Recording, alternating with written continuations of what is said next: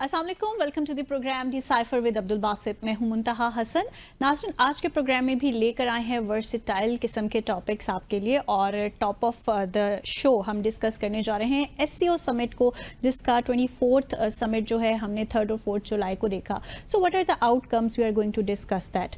And secondly, Pakistan ने अपने दिफा को मजबूत करते हुए एक बहुत ही अहम किस्म का माइलस्टोन जो है वो अचीव किया है। जी हाँ, पाकिस्तान ने एयर लॉन्च क्रूज मिसाइल को JF-17 के साथ इंटीग्रेट कर लिया है बाज़ खबरों के मुताबिक। सो क्या इम्पॉर्टेंट होगा ये पाकिस्तान के दिफा के लिए, इसको हम डिस्कस करेंगे। मज़ीद बात करेंगे इंडिया और पाकिस्तान के रिलेशंस के हवाले से कि क्या ऐसी पॉसिबिलिटीज़ हो सकती हैं कि पाकिस्तान अपने जो हमसाया ममालिक हैं उनके साथ अपने रिलेशंस को जो है वो एक हाइट पे लेके जाए, और जितनी भी टेंशन्स हैं specially in terms of Pakistan and India relations, उनको जो है वो ख़त्म किया जाए, रेडिकेट किया जाए। एंड डोमेस्टिक पॉलिटिक्स जो है ये भी काफ़ी ज़्यादा शेकी किस्म की हमने देखी आजकल हो रही है। आज के दिन में भी हमने देखा कि एक लॉन्चिंग तकरीब का इनेकाद किया गया, और वो तकरीब किस हवाले से थी? वो थी जनाब अवाम पाकिस्तान पार्टी की लॉन्चिंग तकरीब। सो एक जानिब तो ये कुछ शेकी मामलात चल रहे हैं, दूसरी जानिब गवर्नमेंट ने यह भी ऐलान किया है कि ऑपरेशन अज़्म इस्तेहकाम पर ऑल पार्टीज़ कॉन्फ्रेंस भी बुलाई जाएगी।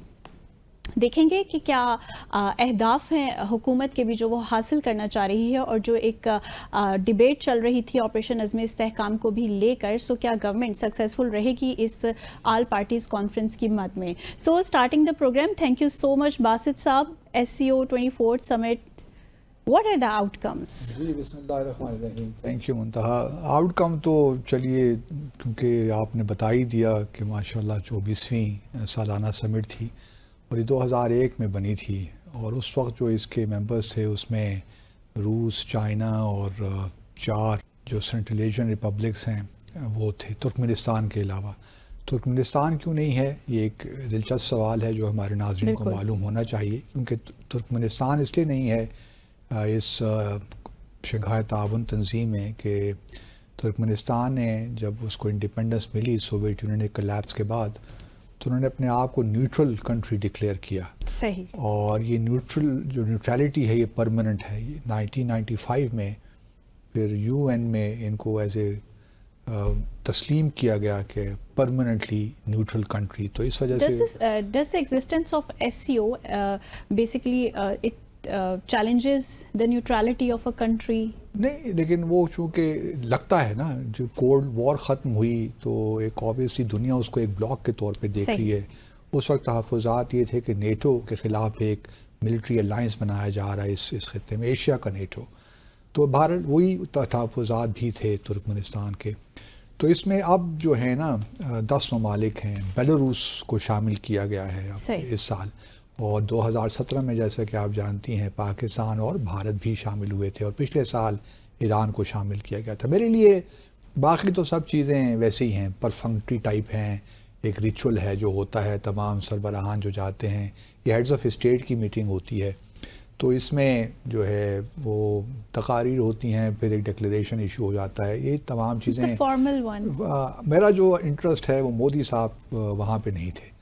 ये एक बड़ा अहम सवाल, लोग इससे बातचीत भी कर रहे हैं और अपने अपने तज़िये भी पेश कर रहे हैं कि मोदी साहब क्यों नहीं गए, क्योंकि SCO एक इम्पॉर्टेंट ऑर्गेनाइजेशन है, और फिर कज़ाकिस्तान के साथ भारत के ताल्लुकात भी हैं, चूँकि आस्ताना में हुई है, जो कज़ाकिस्तान का नया कैपिटल है, इसका पुराना कैपिटल अलमाती हुआ करता था, तो उन्होंने भी इस्लामाबाद की तरह एक नया शहर बनाया है, और हमने तो बड़ा मिसमैनेज कर दिया ना इस्लामाबाद को, वो बड़ा सही प्लान तरीके से बन रहा है। सर, इस पे भी एक प्रॉपर डिबेट जो है वो जनरेट हो सकती है कि how we mismanage the capital. तो उसमें अब जो है कि मोदी साहब वहाँ पे नहीं थे।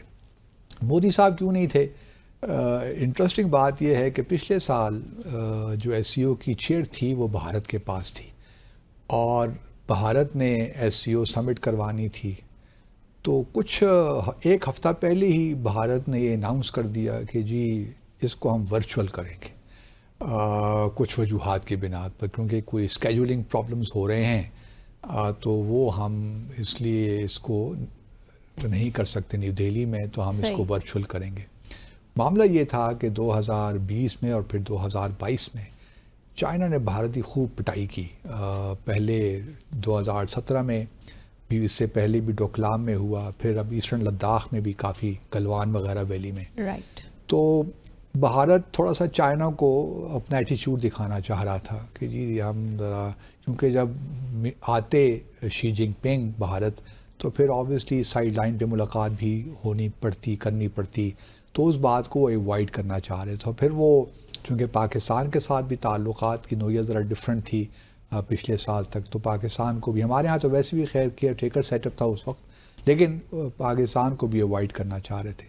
ابھی بھی ایگزیکٹلی وہ اسی وجہ سے نہیں گئے، وہ اسی وجہ سے نہیں گئے کیونکہ چائنا کے ساتھ ابھی تک معاملات، خاص طور پہ 2020 کا جو گلوان ویلی کا واقعہ ہے یا 2022 کو جو کچھ ہوا، ابھی تک چائنا اور بھارت کے درمیان ٹینشن چل رہی ہے. اور پھر پاکستان کے ہمارے وزیر اعظم بھی وہاں موجود تھے، تو ہاں ان دونوں لیڈروں کو وہ ایوائڈ کرنا چاہ رہے تھے اور اس لیے وہ وہاں نہیں گئے. لیکن اس سے بھی زیادہ انٹرسٹنگ بات ایک اور بھی ہے، وہ یہ ہے کہ اب یہ جو سمٹ ہوگی 2025 میں، وہ ہوگی چین میں. اب اس میں بھی نہیں جائیں گے. اب دیکھنا یہی ہے. قزاقستان کو تو چلیے آپ نے کہہ دیا کہ میری کچھ اور مصروفیات ہیں، مصروفیت ہی بتاتا ہوں کیا مصروفیت ہے ان کی. لیکن اب اگلے سال چین میں سمٹ ہوگی، ابھی ٹائم ہے، 1 سال کا وقت ہے، شاید چیزیں کچھ بہتر ہو جائیں چین اور، کیونکہ چین اور بھارت کے درمیان ملٹری سطح پہ نیگوسیشنز جاری رہتے ہیں، اور بھارت کی ڈیمانڈ یہی ہے کہ جو بھی علاقے قبضہ کیے ہیں ان کو خالی کریں، اسٹیٹس کو اینٹی ریسٹور کریں، تو وہی چل رہا ہے معاملہ. اب جو ہے معاملہ کچھ یہ ہوا کہ کیونکہ ایس سی او کو امپورٹنٹ تو بھارت دیتا ہے، لیکن ان وجوہات کی جو میں نے ذکر کیا اس وجہ سے نہیں کیا. لیکن ساتھ ہی اب وہ وزٹ کر رہے ہیں مودی صاحب روس کا، رشیا جا رہے ہیں. اور رشیا یہ جو 22nd اینول سمٹ ہے جو کہ بھارت اور رشیا کے درمیان ہر سال ہوتی ہے، کچھ 3-4 سال سے پچھلے نہیں ہوئی بیکاز آف، پہلے تو کووڈ کی وجہ بھی تھی، پھر اس کے بعد یوکرین کا معاملہ شروع ہو گیا، تو تھوڑا سا ویسٹرن پریشر بھی تھا بھارت پہ. لیکن اب تھوڑا سا ویسٹرن پریشر ہٹا ہے غزہ کی وجہ سے یوکرین کے معاملے پہ. کچھ یورپین یونین کے اندر بھی، مثال کے طور پر اس وقت بھی اگر آپ دیکھیے تو وکٹر اوربن جو ہے ہنگری کے پرائم منسٹر، ان کے پاس یورپین یونین کی اس وقت وہ پریزیڈنٹ ہیں، وہ روس کے دورے پہ چلے گئے ہیں. تو یہ بڑی ایک انٹرسٹنگ ڈیولپمنٹ ہے کہ ہنگری میں یورپین یونین جو اس وقت ایک لحاظ سے روس کے بالکل خلاف ہے، تو اس کے چیئر جو ہے وہ اپنے بائیلیٹرل وزٹ پہ روس پہنچ گئے ہیں. تو اب مودی صاحب روس پہنچ گئے ہیں، بلکہ پہنچیں گے 8 تاریخ کو، 8 سے 9 کا یہ وزٹ ہے. دوسری طرف ایک اور بڑی امپورٹنٹ ڈیولپمنٹ ہے، وہ یہ ہے کہ کچھ ویسٹرن اینالسٹ کا خیال ہے کہ یہ جو ٹائم ہے مودی صاحب کا وزٹ کا روس پہ، یہ بھی ایک لحاظ سے امریکہ اور ویسٹرن کنٹریز کو اسنپ کیا جا رہا ہے. وہ اسنپ اس لیے کیا جا رہا ہے کہ اسی دوران 9-10 تاریخ کو واشنگٹن میں نیٹو کی 75th اینیورسری منائی جا رہی ہے، اور وہاں نیٹو سمٹ ہونے جا رہی ہے. نیٹو میں اس وقت 32 ممبر ہیں، یاد رہے آپ کو. تو یہ ایک بڑا انٹرسٹنگ اس وقت دیکھنے والی سچویشن. بات اصل میں یہ ہے کہ کس طرح بھارت اپنے آپ کو پوزیشن کرتا ہے ان تمام، کیونکہ ایک رائزنگ پاور تو ہے، اس میں کوئی شک نہیں ہے، اور بھارت کا کلاؤڈ بھی بہت بڑا ہے انٹرنیشنلی. لیکن روس کے ساتھ تعلقات خاص طور پہ پریشر میں رہتے ہیں، خاص طور پہ یوکرین کی وار کے بعد، اور جب سے امریکہ نے اپنا ایک نیشنل جو ہے ڈیفنس اسٹریٹجک جو ان کا ڈیفنس ریویو آتا ہے، اس کے تحت چین اور روس کو اپنے بڑے ایڈورسریز قرار دے دیا ہے. تو اس کے بعد سے ایک ٹینشن تو اس میں ہے. دوسری طرف اگر آپ دیکھیے تو ایس سی او کے اندر بھی انڈر کرنٹس ہیں، کیونکہ اس طرح ٹینشن نظر نہیں آتی، لیکن روس اور چین کے درمیانی مقابلہ لگا ہوا ہے. ایک زمانہ تھا کہ جو سینٹرل ایشین کنٹریز تھے اس کو روس نیئر ابراڈ کہتا تھا، کیونکہ اور وہ اس کو اپنا اسفیئر آف انفلوئنس بھی سمجھتا تھا، کیونکہ یہ سارے پہلے سوویت یونین کا حصہ تھے. تو رشیا نے ایک کلیکٹیو سیکیورٹی ٹریٹی آرگنائزیشن بھی بنائی، اس کے بھی سارے یہ حصے ہیں، وہ ممبر ہیں ممالک.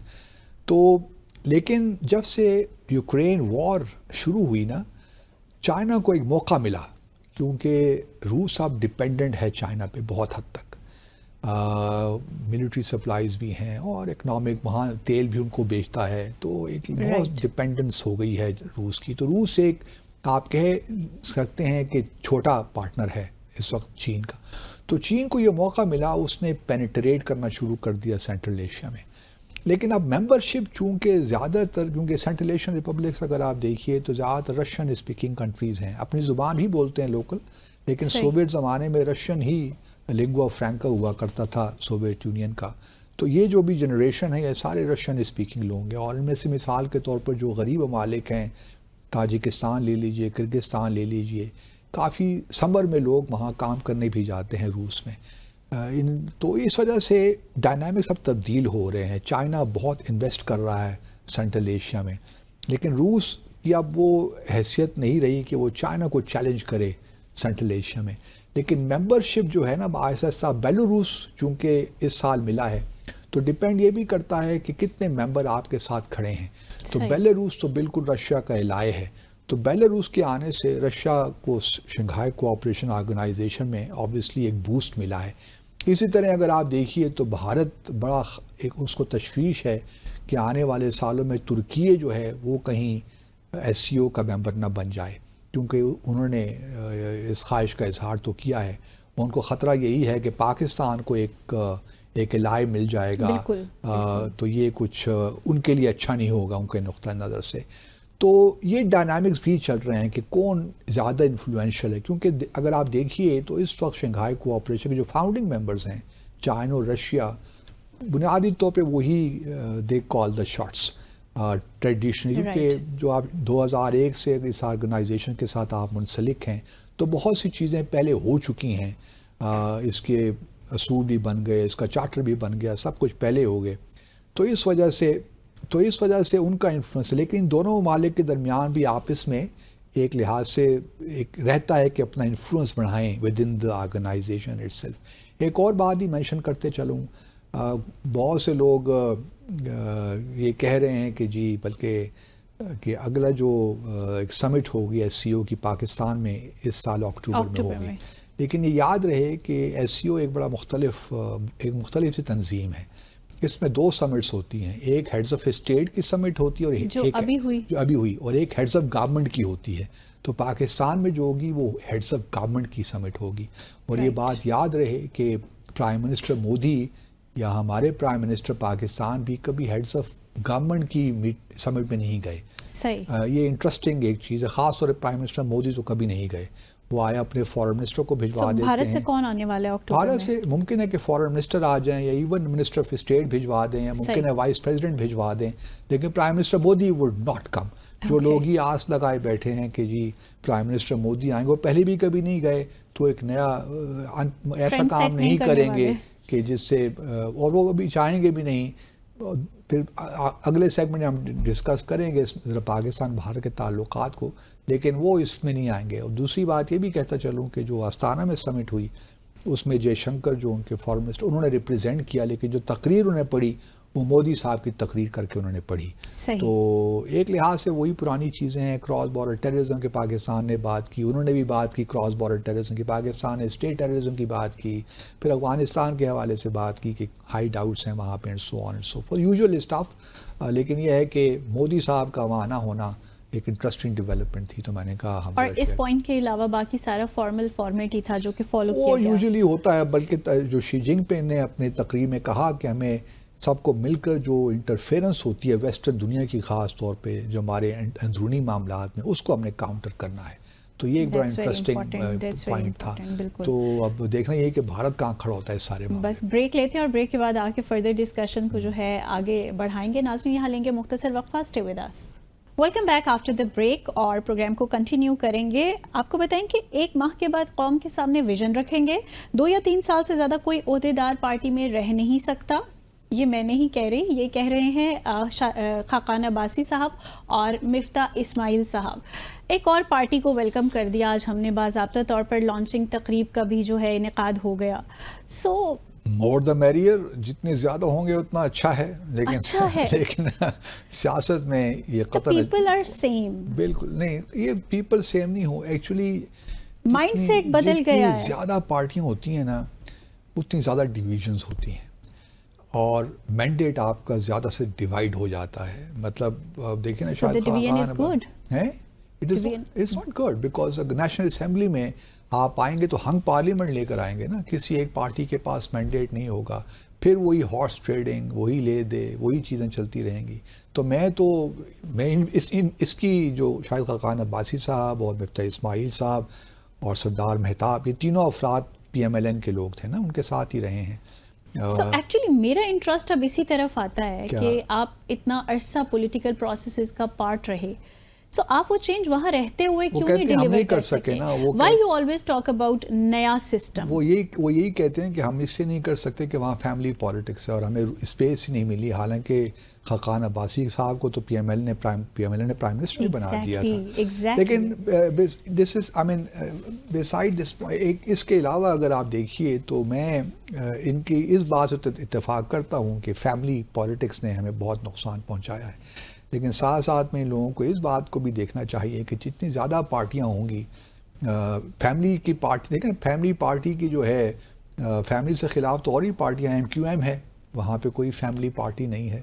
اسی طرح جماعت اسلامی ہے، وہاں بھی کوئی ایسی بات ایگزسٹنگ کا ہی پارٹ بن سکتے تھے، لیکن شاید وہ ان کی فلسفی سے.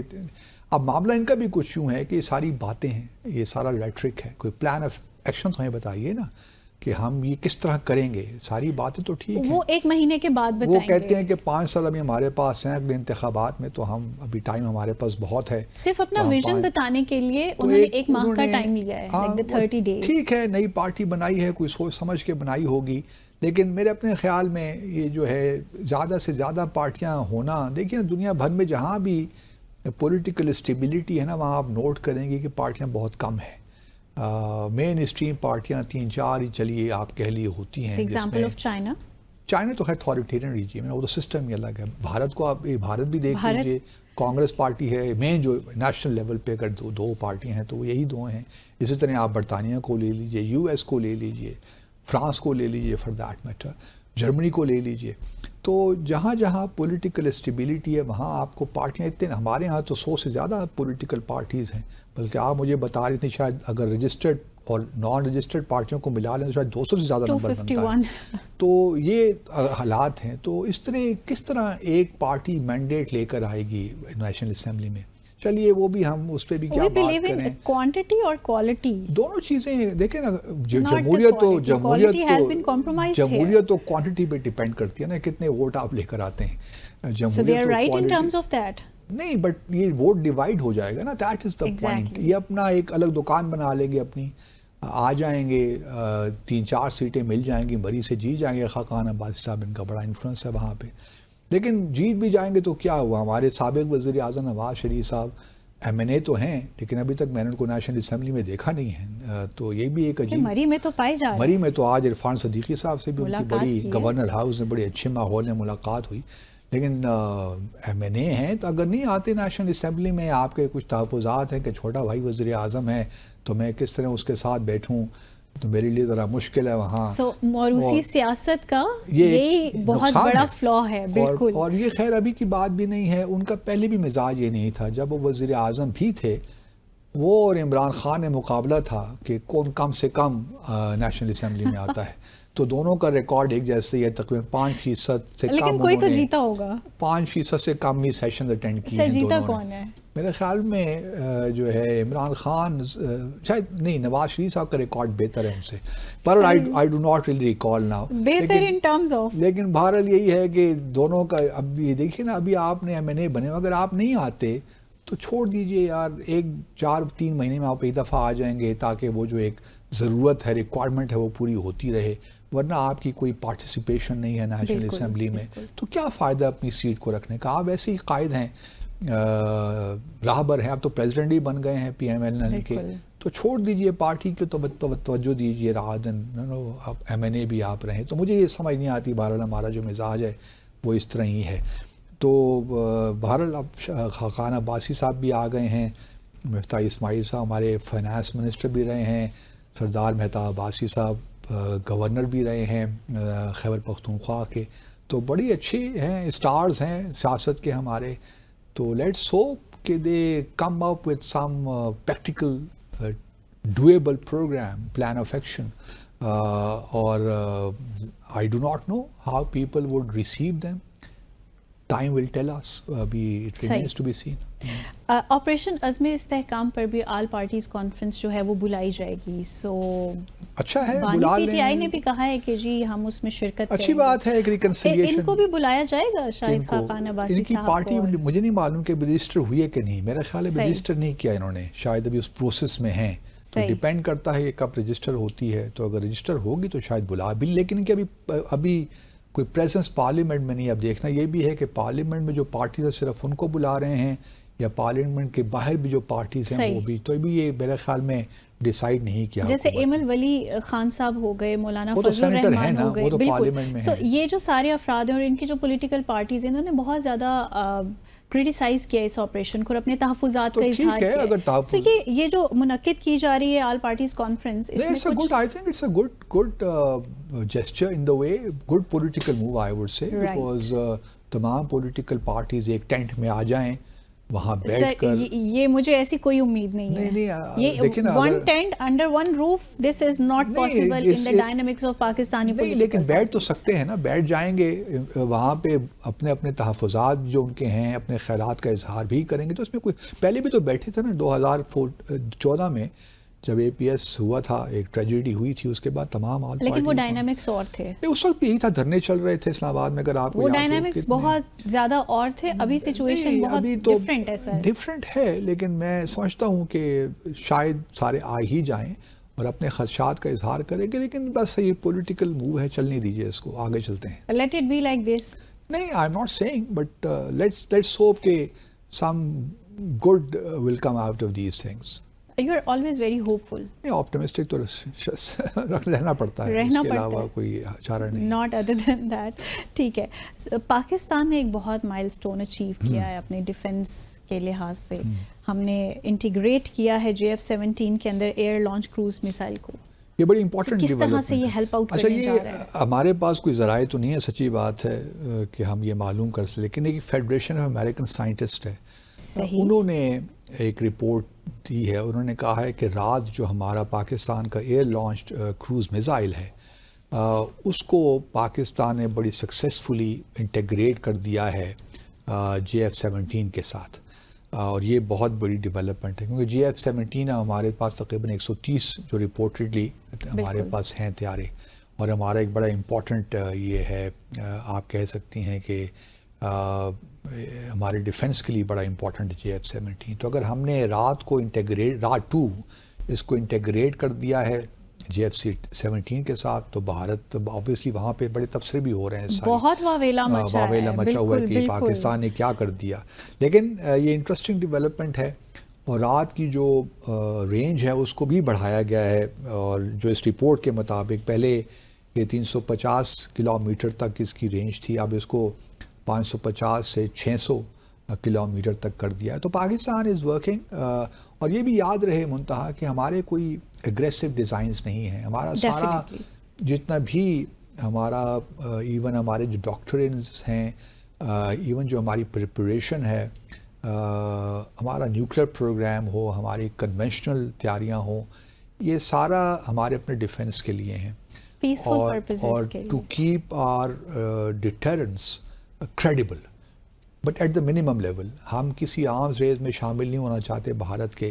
ٹھیک ہے، بھارت کے پاس ریسورسز بھی بہت زیادہ ہیں، ہم افورڈ نہیں کر سکتے، سچی بات ہے اس وقت. لیکن ہمارا پہلے سے ہی یہی ہے کہ ہم کسی آرمز ریز میں بھارت کے ساتھ نہیں پڑیں گے. یہ نہیں کہ انہوں نے ایک میزائل بنایا تو ہم نے بھی ایک میزائل بنا دیا، انہوں نے 2 بنائے تو ہم نے 3 بنا دیے. ہماری اپنی کیلکولیشنز ہیں کہ ہم نے کس طرح اپنے ڈیٹرنس کو کریڈیبل رکھنا ہے تاکہ بھارت یہ جرات نہ کرے پاکستان پر کوئی ایسا مس ایڈونچر کرنے کی، جس طرح بالا کوٹ میں انہوں نے کیا. پھر ہم نے اس کا جواب بھی دیا، اور بہت ضروری تھا، میں ہمیشہ یہ کہتا رہا ہوں.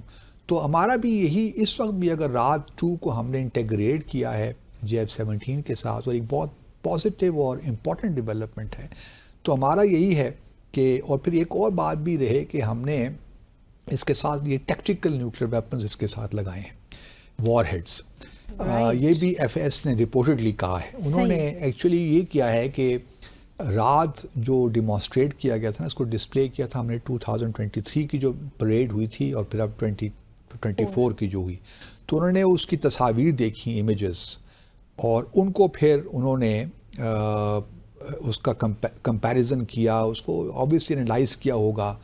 وہ اس نتیجے پہ پہنچے ہیں کہ رات کے اوپر ہم نے ٹیکٹیکل نیوکلیئر وار ہیڈز لگا دی ہیں، ہمیں کامیابی مل گئی ہے. صحیح. تو یہ بھی بھارت کو دیکھنا پڑے گا کہ دیکھیے اب یہ اگر آپ نے کوئی ملٹری میں سے ایڈونچر کیا تو پاکستان نے ٹیکٹیکل نیوکلیئر ویپنز بنائے ہوئے ہیں، یہ صرف دکھانے کے لیے نہیں ہیں. گو کہ ڈیٹرنس کا مطلب تو یہی ہوتا ہے کہ آپ ڈیٹر ہو جائیں کسی ملٹری ایڈونچر سے، لیکن اگر آپ شرارت کریں گے تو پھر پاکستان اپنا پورا حق رکھتا ہے کہ وہ ٹیکٹیکل نیوکلیئر ویپنز استعمال کرے.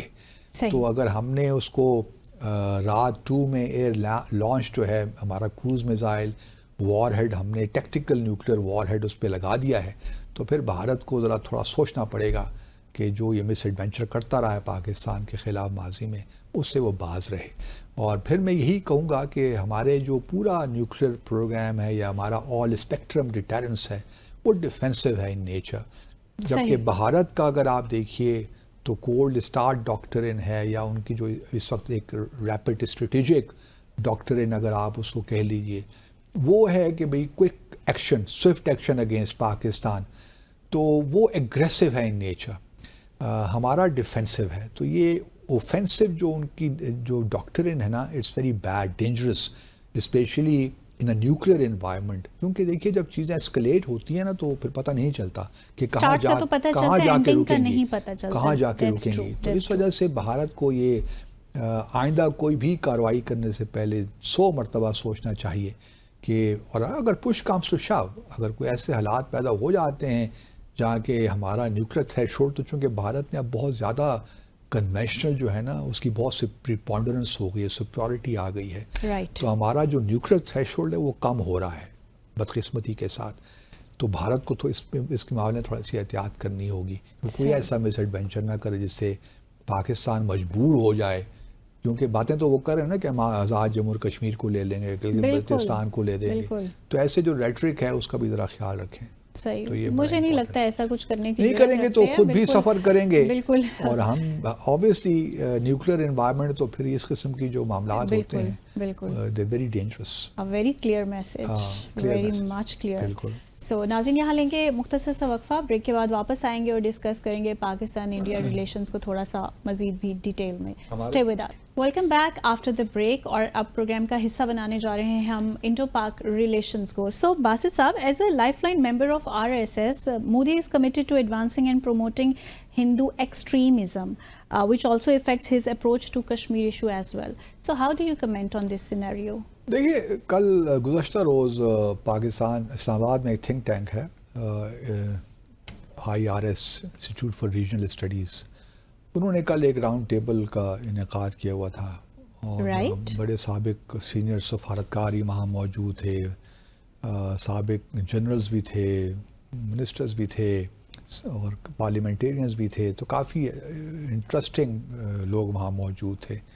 اور جو سبجیکٹ تھا، ایشو تھا، وہ یہی تھا کہ جی پاکستان بھارت کے درمیان جو اس وقت ایک امپاس ہے، گرڈ لاک ہے، اس کو کس طرح توڑا جائے، کس طرح آگے چیزوں کو نارملائز کس طرح کیا جائے. تو میں نے بھی اپنے زرعی خیرات کا اظہار وہاں پہ کیا. سر ہمیں بھی بتائیں کچھ. میرا پوائنٹ یہی تھا، جو میرے 5-6 پوائنٹ میں نے انڈر اسکور کیے وہاں پوائنٹس. پہلے تو میں نے بڑا صاف کھل کے کہا کہ جی کوئی یہ توقع نہ رکھے کہ پاکستان بھارت کے درمیان تعلقات نارمل ہو سکتے ہیں جب تک کہ جموں اور کشمیر کا تنازع حل نہیں ہوتا. پہلی بات تو یہ. جہاں تک انگیجمنٹ کا تعلق ہے، یس کوئی بھی دیکھیے سفارتکاری میں آپ دروازے بند کر دیتے ہیں لیکن کھڑکیاں کھلی رکھتے ہیں تاکہ تھوڑی ہوا شوا آتی رہے، دوسروں کی آواز بھی سنی جا سکے. ابھی ہماری کھڑکیاں کھلی ہیں، اگر نہیں کھلی تو کھل جانی چاہیے.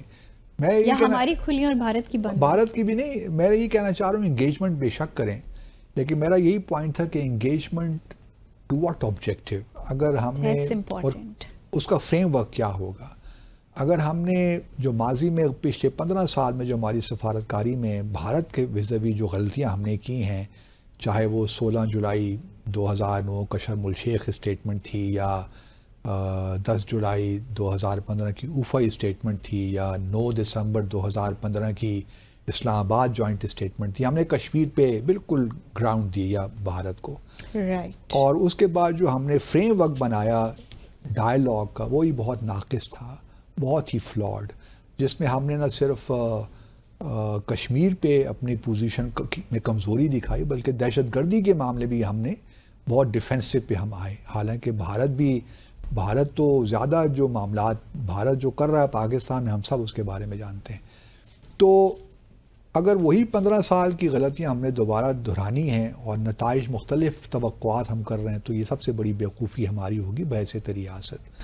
تو میرا یہی مشورہ تھا کہ آپ بیک چینل پہ کہیے جو بھی آپ نے کرنا ہے، اور اپنی بتائیے کہ آپ کیا چاہتے ہیں، اور بھارت سے جاننے کی کوشش کریں کہ ان کا وہ کیا دیکھ رہے ہیں پاکستان بھارت کے تعلقات کو، لیٹ سے 10 ایئرز ہینس اور 20 ایئرز ہینس.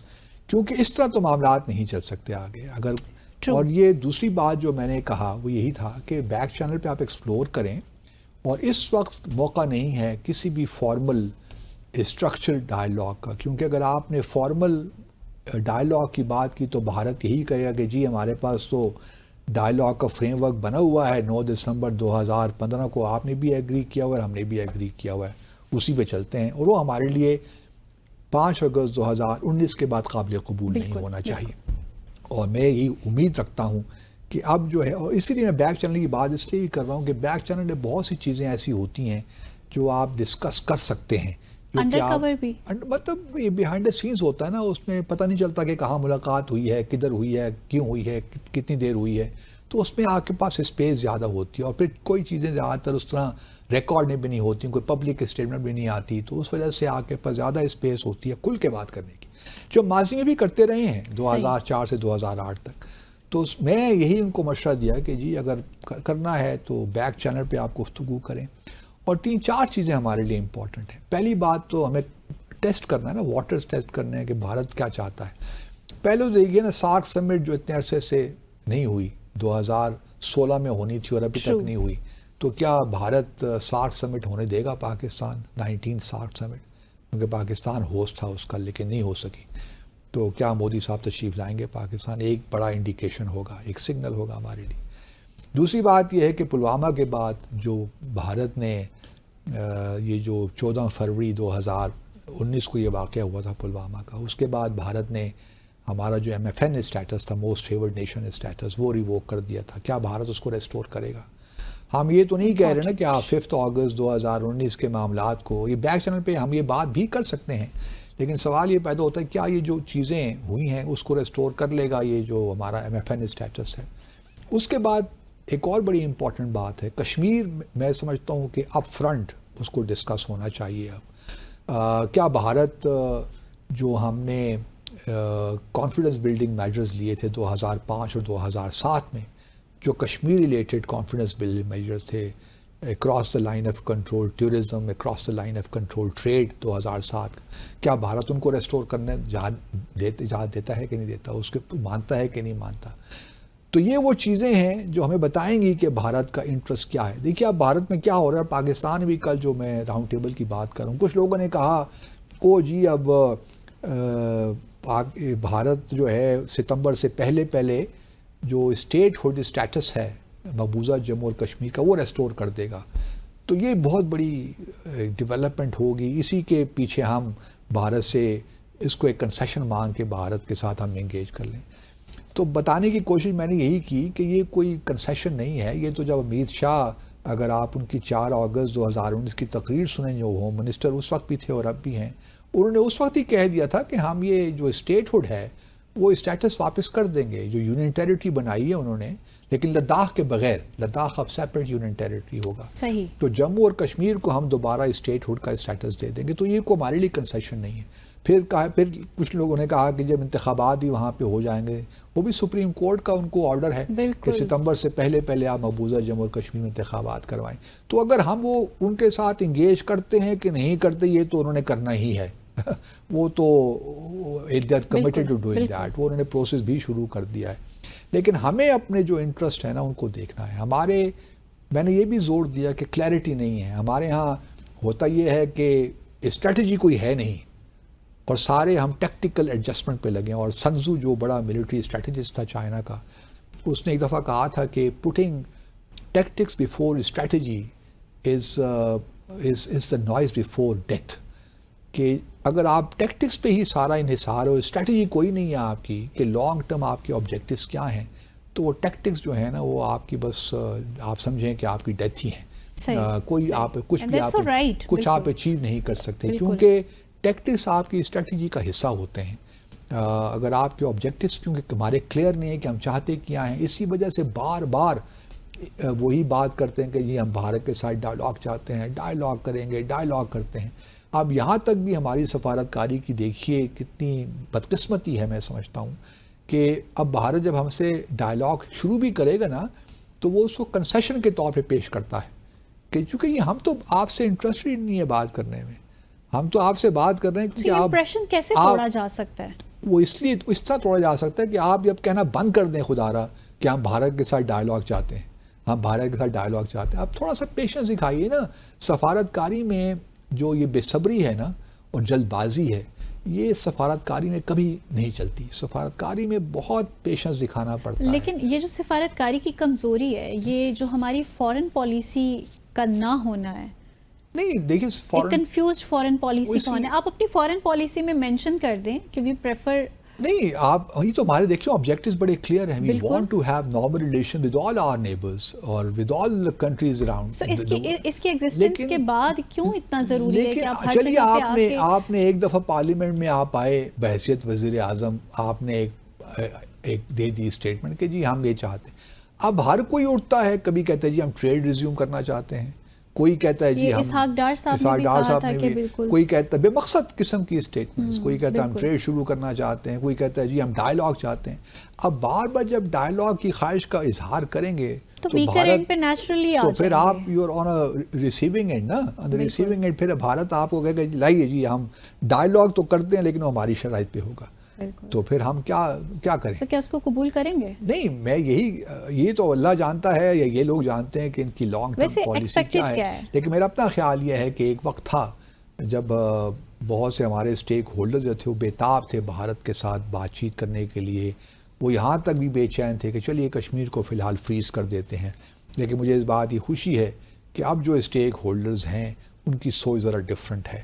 وہ کشمیر کو آبویسلی ایک بڑا اہم تنازع سمجھتے ہیں اور ان کا بھی خیال ہے جو میرا خیال ہے کہ جب تک یہ معاملہ حل نہیں ہوتا اس وقت تک پاکستان اور بھارت کے درمیان تعلقات اس طرح نارمل ہو ہی نہیں سکتے. ٹھیک ہے ہم انگیجمنٹ بھی کر لیں گے لیکن اگر انگیجمنٹ کسی اپنے منطقی انجام تک نہیں پہنچتی یا کوئی مثبت نتائج نہیں نکالتی تو اس انگیجمنٹ کا بھی کوئی فائدہ نہیں ہے. جو ہم نے سی بی ایمز بھی کیے، مثال کے طور پر ہر 1 جولائی کو ہم وہ لسٹ تبدیل کر دیتے ہیں پریزنرز کی، قیدیوں کی اور نیوکلیئر فیسیلیٹیز کی کر دیتے ہیں دسمبر جنوری میں. وہ ٹھیک ہے چلتا رہتا ہے لیکن سوال یہ پیدا ہوتا ہے کہ میں پھر وہی کہوں گا کہ پہلے تو یہ 2-3 چیزیں جو ہے نا دیکھیے کہ بھارت کیا رسپانس دیتا ہے آپ کو. rather than dying for dialogue, show some patience, some perseverance, don't be inconsistent. کوئی ہمیں کوئی فائدہ نہیں ہونے والا بھارت کے ساتھ جو یہ باتیں لوگ کرتے ہیں نا کہ تجارت ہو جائے پاکستان کو بڑا فائدہ ہوگا، ہماری اکانومی کہاں سے کہاں پہنچ گے، سب لغو باتیں ہیں. ہم پہلے بھی یہیں تھے، یہ تو وہی جگہ ہے گزرے تھے ہم جہاں سے. تو ہم دوبارہ اگر آپ وہی کرنا چاہتے ہیں تو بسم اللہ، لیکن رزلٹ کچھ نہیں ہونا. تو اسحاق ڈار صاحب کو کافی فکر لاحق ہے. چلیں اب اسحاق ڈار صاحب سے اگلے ہفتے انشاءاللہ بات کریں گے. ٹائم آپ کا ختم ہو گیا. ناظرین اسی کے ساتھ ہی آج کے پروگرام کا وقت اختتام پذیر ہوا چاہتا ہے. آپ سے ملاقات ہوگی انشاءاللہ نیکسٹ ویک. ٹل دین ٹیک کیئر.